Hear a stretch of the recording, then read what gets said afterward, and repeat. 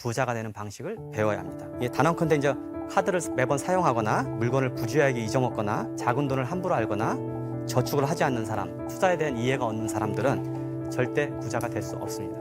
부는 그런 사람한테 우연히 들렸다가도 순식간에 돌아서서 나오게 돼 있어요. 절대로 미래소득을 가져다 쓰면 안 됩니다. 그러니까 여러분들이 할 수 있다면 카드를 꺼내서 카드를 다 잘라버리세요. 그리고 데비카드를 쓰던가 현금으로 쓰세요. 현금 쓰는 거 오히려 불편할 수도 있는데 그렇게라도 하시란 얘기예요. 왜 매번 카드를 쓰다가 자기 미래소득을 현재에 쓰냐고요. 이것이 버릇이 되면 부의 부자의 모습을 갖출 수가 없게 돼요. 평생. 지금 벌어서 다 쓰는 직장인들도 많거든요. 네. 돈이라는 거는 두 가지의 형태로 존재합니다. 가능의 형태든지 가능성의 이 둘 중에 하나거든요. 네. 자, 여러분들이 만약에 이 돈을 가지고 차를 사, 가전제품을 사, 네. 갖고 싶었던 물건을 삽니다. 그것은 그 돈이 이제 가능의 상태가. 그럼 언제든지 내가 그 물건 쓸 수 있고 네. 차 끌고 나갈 수 있죠. 가능하죠? 네, 가능의 상태로 바꾼 거예요. 근데 만약에 그 돈을 쓰지 않고 미래를 위해서 내가 아직 이거를 어디다 써야 될지 모르니까 일단 자본으로 축적하자. 통장에 넣어놔. 그러면 그거는 가능성의 상태. 가능성의 상태가 높아지면은 사람은 굉장히 성취감이 높아지고 밥 안 먹어도 배부르다. 우리가 땅을 가진 분들이 가끔 자기 땅에 가서 이렇게 서 있잖아요. 왜 서 있는 줄 아시죠? 네. 아, 이 땅에 아무것도 없지만 네. 내가 이걸로 지금 여기다 뭐 할까? 이게 가능성의 네, 상태거든요. 그러니까 여러분들이 이상하다. 나도 뭐 여행 다닐 만큼 다니고 뭐 좋다는 거 다 사고 뭐 비싼 차 타고 다니는데 나는 왜 이렇게 우울할까? 가능성의 상태로 갖고 있으면은 굉장히 성취감이 올라가고 자존감이 올라갑니다. 자존감의 반대말이 뭔지 아십니까? 자존감의 반대말은 자존심입니다. 지금 소비하면 자존심 세울 수 있죠. 그러나 자존감은 계속 떨어지는 거예요. 그럼 여러분 자존심을 세운다고 행복한 게 아니고 자존감을 올려야 행복한 거거든요. 서민층은 영어로 뭐라고 할까요? 놀랍게도 서민층은 워킹 클래스입니다. 워킹을 하면 다 서민이라는 이야기죠.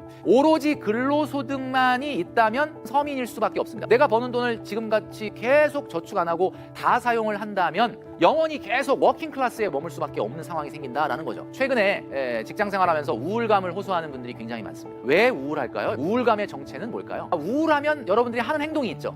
마라탕을 시킨다든지 매운 음식을 먹으면서 뭔가 스트레스를 풀려. 해결이 안 되네. 나한테 굉장히 쇼킹한 물건을 선물합니다. 아주 비싼 물건, 이런 물건을 선물하든지 아니면 여행을 갑니다. 근데 해결이 되셨나요? 해결 안 되죠. 여러분들이 행복해지고 싶으면 행복한 순간을 자꾸 만들면 행복에서 멀어집니다. 행복해지고 싶어서 행복한 순간을 만들려고 비싼 물건도 사고 여행도 가고 멋진 식사도 하고 자꾸 행복한 순간을 만들잖아요. 근데 행복하지가 않아요. 왜? 진짜 행복은 행복한 순간에서 오는 게 아니라 행복한 상태에서 오거든요. 행복한 상태로 나아가야만 행복해지는데 자꾸 행복한 순간을 만들려고 뭐 쇼핑하고 외식하고 여행하고 안 행복해져요. 사실 남과 비교하지 않는 게 가장 중요한 것 같아요. 나의 정체성이 무엇이냐. 그게 환경의 영향을 받겠지만 환경에 국한되면 안 되는 것 같아요. 이과적으로 얘기하면 다 각자만의 위치가 있죠. 하지만 다 각자만의 속도가 있고 그리고 더 중요한 건 가속도인 것 같아요. 레이싱을 해요. 내가 1km 앞서서 시작을 해요. 속도도 빨라요. 내가 100km로 가고 있어요. 하지만 평생 100km만 갈 수도 있잖아요. 누군가는 0점부터 시작하지만 속도가 10km예요. 가속도가 10km예요. 점점 빨라진다는 거죠. 결론적으로는 아예 롤모델이 되는 거 되게 중요한 것 같아요. 시작점이 다르면 같은 시작점에서 시작한 사람들 중에 아예 롤모델이 될 수 있는 사람들이 찾는 거예요. 그래서 제가 가는 창업가들이나 아니면 이걸 가는 이유는 그 사람들은 제로베이스에서 굉장한 인풋을 넣고 우에서 일을 창출을 하잖아요. 창업가들을 멘토로 삼고 조언을 구하면서 그들처럼 하려고 원론적으로 자기 삶을 살아야 된다. 주식 투자는 무조건 하는 것이 좋은 겁니까? 안 하는 게 위험하죠. 그러니까 우리가 잘못된 그 금융 지식을 갖고 있었던 거예요. 대부분 주식 투자한다 그러면 저 사람 큰일 났네. 저 집 망하려고 그러네. 그게 잘못된 지식이죠. 그러니까 주식이라는 거를 잘못 얘기했던 거예요. 샀다 팔았다 하는 거, 타이밍을 맞추는 거. 그렇게 했기 때문에 다 실패를 한 거죠. 근데 주식을 투자한다는 거는 기업을 소유한다고 생각하면 얘기는 완전 달라지죠. 동업하는 거죠. 정확하게. 친구한테 투자를 해요. 뭐 10년 동안 너 잘해봐. 그러죠? 근데 그 친구가 잘 되면 나도 그 이익을 공유하잖아요. 근데 왜 사람들은 주식을 사자마자 언제 팔려고 노력을 하죠? 그러니까 투자가 아니었고 그거는 그때부터는 도박이죠. 투자는 해야죠. 보통은 자산가격이 이렇게 돼 있습니다. 그때는 투자 안 한 게 너무 좋아요. 괜히 움직이잖아요. 아래로 내려가기도 하고 귀찮기도 하고. 근데 어느 날 이렇게 하잖아요. 부동산 봐요. 제가 부동산 들고 있었을 때는 한 6년 켰어요. 제가 2011년에서 2016년까지 집이 있었거든요. 제가 2016년 집을 딱 하니까 그다음부터 한 번에 뛰잖아요. 자산가에 한 번에 뛸 때 우리는 벼락거지가 됩니다. 투자를 안 한 분들은 그때 후회를 해요. 그래서 투자를 하면은 인생의 한 10년 중에서 8년은 고생을 하는 거죠. 마음고생. 괜히 했어. 뭐 벌지도 못한 거. 이거 내려가기도 하고 귀찮게 알아볼 것도 많고 뭐 이러다가 어느 순간에 이렇게 가면은 이때는 이 갭이 따라올 수 없는 갭이 돼요. 그게 문제. 소득으로 따라올 수 없는 갭. 100만 원, 200만 원의 문제가 아니라 내가 보통 집을 사건 주식을 사건 내 재산의 이만큼을 어딘가에 투자를 살 했으면 재산 전체가 위로 간 거잖아요. 이 위로 간 거는 소득으로 따라갈 수 비교가 안 돼요. 남들 숙제일 때 혼자서 뒤처지면은 정말 슬퍼요. 10년, 20년 나는 열심히 일했는데 괜히 집 하나 안 갖고 있다가 옆집 10억 오르고 그러면 내가 평생 번 게 10억이 안 되는데 좀 벼락거지 막 이런 거 느끼기 때문에 항상 그런 날이 올 거라고 생각을 하고 흔들리고 리스크가 있고 뭐 빠질 때는 가슴 아프지만 갖고 있는 거죠. 언제 일을 그만둘 수 있는지 알아요? 월급 생활자들은? 여러분이 월급이 만약에 200만 원이라면 한 달에 200만 원 정도 돈이 나오는 어떤 구조까지 갈 때는 돈을 모아야 돼. 그럼 200만 원 정도 나오는 부동산을 사려면 부동산이 얼마일까? 계산해 본 적 있어요? 한 4억짜리? 5억짜리? 오피스 콘도 혹은 건물 이런 거 사면 약 200만 원 될 거예요. 그러니까 그때까지는 돈을 모아야 돼. 그러면 나는 평생 일 안 해도 되는 거지. 그렇게 돈을 모아는 거야. 그리고 월급 생활자가 5억을 어떻게 만들어? 아까 말한 대로 5억 만들려면 처음 만들어야 되니까 1억 먼저 만들어야 되고 1억 만들려면 1,000만 원 먼저 만들어서 그렇게 씨앗처럼 모아서 거기까지 가야 돼. 그거 가는 거 생각보다 빠른 거 아니에요. 해보면. 왜냐하면 자본 자체는 자본이 자본을 불러들이기 때문에 복리로 늘어나기 때문에 가능해진단 말이에요. 그러고 나서 200만 원 정도, 300만 원 정도의 월세가 나올 정도 되면 그 정도의 소비 수준만 유지하면 평생 일 안 해도 되는 거잖아. 그 구조로 가는 거예요. 전부 다. 부자라는 거는.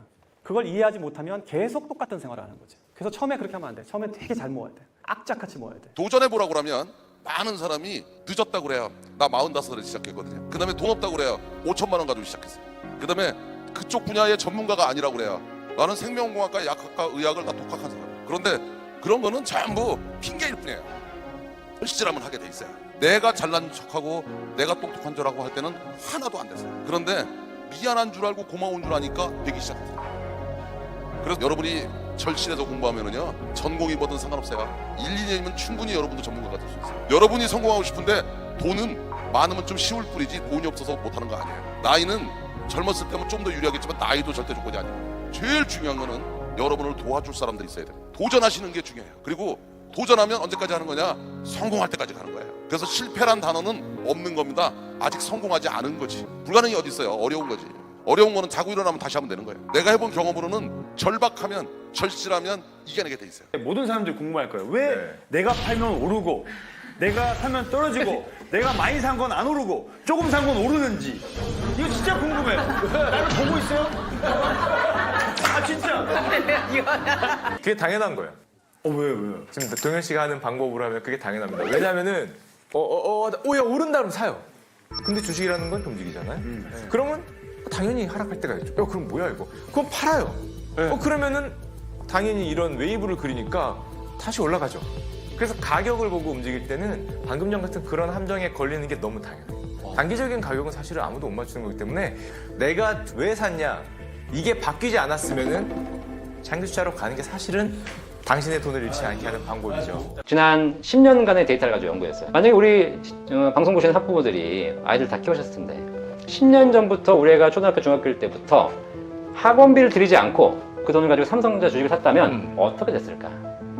10년간 연구를 해보니까 네. 한 달에 100만 원씩만 샀다면 지금 현재 그 아이가 갖고 있는 삼성전자 주식이 5천주. 5천주. 지금 주가 8만 원이죠. 10년 전부터? 예. 2010년부터 지금까지? 100만 원씩 10년 산 거니까 원금은 1억 2천 들어갔어요. 근데 주가가 올라서 지금은 원금 투자금액 기준으로 4억이 되어 있고요. 5천주에 대한 주식을 갖고 있어요. 그러면 작년에 주당 3,000원 배당을 했으니까 얘는 배당 소득이 연간 1,500이 들어요. 근데 우리나라는 우리 사회는 자녀들에게 주인이 되는 법을 가르치지 않고 평생 남의 회사의 종이 되는 법만 알려주고 있어요. 이것만 고민하고 있는 게 아깝긴 이 사회예요. 아까워요. 우리가 아이들한테 그렇게 돈 들여가지고 아니 이렇게 들으니까 정말 속상하는 것 같잖아요. 속상해. 그치. 돈에 대해서 교육받지 않았기 때문입니다. 우리 애가 지금 고등학생이거든요. 네. 중학교 1학년 때 얘가 수학시험 봤는데 60점 맞아가지고 그래가지고 제가 불러가지고 뭐라고 했어요. 야단 치니까 이제 얘가 뭐라고 하냐면 아빠 학원을 좀 보내주세요. 그래가지고 학원을 보냈습니다. 학원에서 열심히 했더니 얘가 6개월 후에 수학시험 봤는데 80점 맞아가졌어요. 자, 많이 올랐잖아. 그죠? 근데 여기서 우리 수많은 학부모들이 착각을 해요. 우리 애가 학원 보내면 되는구나. 제가 불러서 얘기했어요. 너 혹시 100점 맞을 수 있어? 없어? 제가 열심히 해도 100점 못 맞을 것 같아. 그치? 학원 다니지. 왜냐? 네가 100점을 맞아야 스카이 갈 수 있어. 그냥 열심히 해가지고 90점, 95점 맞을 수는 있어. 근데 그러면 너는 스카이 못 가. 네가 지금부터 학원을 가게 되면 어떤 일이 벌어지는지 알려줄게, 아빠가. 네가 학원을 가게 되면 네 인생은 거기서 거기야. 60점 맞으나 80점 맞으나 90점 맞으나 너는 어차피 스카이를 못 가. 그냥 그런 대학을 가서 그냥 그런 전공을 하고 그냥 그런 인생을 살게 될 거야. 그런데 네가 학원 다니는 거에 학원비를 대느라 아빠는 그지가 돼. 그런데 누가 부자가 돼? 학원 선생님이 부자가 돼. 내가 이걸 왜 해야 되니? 대신에 지금부터 너한테 들어갈 학원비 100만 원. 그걸 가지고 삼성전자 주식을 사줄게. 그래서 네가 대학 졸업할 때 사업 자금을 줄게. 그걸로 사업을 하든 집을 사든 그렇게 해. 그게 아빠 입장에서 부익부는 되지 않지만 빈익빈이 되지 않는 방법입니다. 미래를 예측하는 거는 불가능해요. 자꾸 예측하려고 하지 말고요. 제일 중요한 거는 30대, 40대는 앞으로 시간이 있다는 거예요. 시간을 낭비하지 말아라. 나중에 지난 다음에 후회해요. 그때 그 말을 들었어야 되는데. 만약 여러분들이 부자가 되고 싶다 그러면 제일 중요한 거는 긍정적인 마인드예요. 그게 모든 걸 해결해요. 부자점을 만나보세요. 부자점 만나는 중에서 네거티브한 얘기하는 사람이 한 명도 없어요. 맞아요. 네.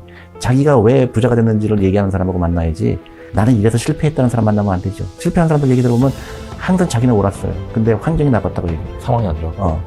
그런 사람 말 들을 필요 없죠. 아니 왜 실패한 걸 얘기하고 그래요. 나는 성공했는데 이러한 실패가 있었다는 걸 얘기 들어도 되죠. 나는 지금 굉장히 성공을 했는데 이러한 시행착오가 있었어. 그때 실패했을 때 굉장히 힘들었지만 그걸 극복하니까 좋았어. 이런 얘기 들어야죠. 근데 실패한 사람 얘기 듣고 막 걱정거리 얘기하고 너는 열심히 했는데 사회가 엉망이야. 결국 승부는 나중에 내가 100살까지 살아야 되는데 승부는 50대 60대 난다. 그전까지 당신이 어떤 라이프를 살았느냐가 결정짓는 거지. 뭐 온갖 네거티브한 얘기에 관심이 없어야 된다 생각해요. 저런 책에서 피보다 진하게 살아라 이 말을 해요. 그게 뭐냐면 진짜 시간 지나가는 거를 진짜 아깝게 생각을 해야 돼요. 젊은이들한테 하는 게 그런 말을 하죠. 너희들이 그렇게 숭배하고 그러는 젊음이라는 게 도대체 뭐냐 이거죠.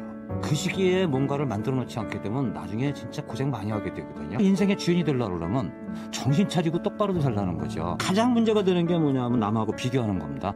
비교하지 않을 때 비로소 길이 보여요.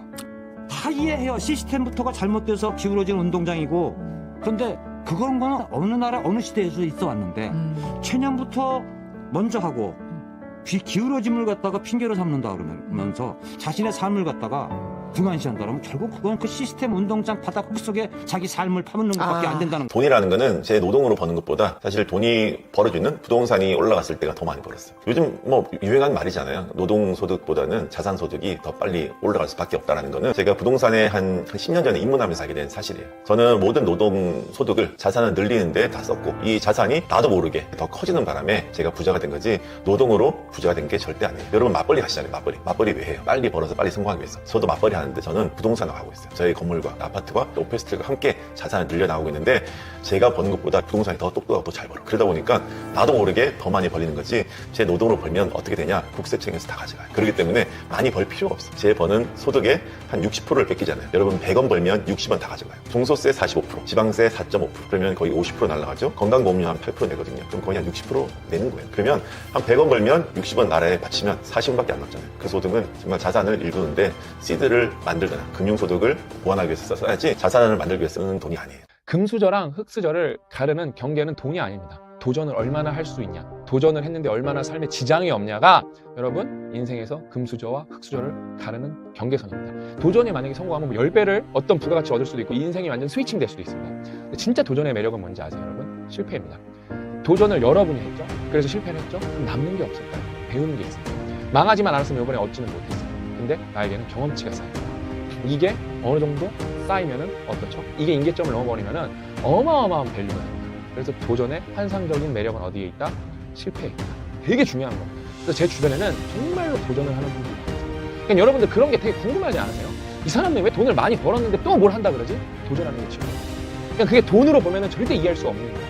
저는 진짜 돈을 원하는 만큼 이상 벌었거든요. 근데 돈이 중요한 게 아니라니까요. 도전이 중요한 거라니까요. 거기서 기쁨을 느낀다니까요. 그러면서 제가 성장한다니까요. 나는 이번에 기부하면서 내가 몸이 몹시 아파가지고 내가 굉장히 신체적으로 약했었어요. 3개월 전까지도 뭐 굉장히 힘들었어. 그래서 내가 정신이 말짱할 때 이거라도 마이더블리시에군을 가야겠다 하는 생각이고 이제 앞으로는 그대로 살아온 그거가 하나도 변하지 않을 거야. 나 이때까지 성실하게 살았으니까 앞으로도 성실하고 그러고 살다가 죽으면은 나는 해피한 사람이지. 나는 지금도 사랑받고 있으니까.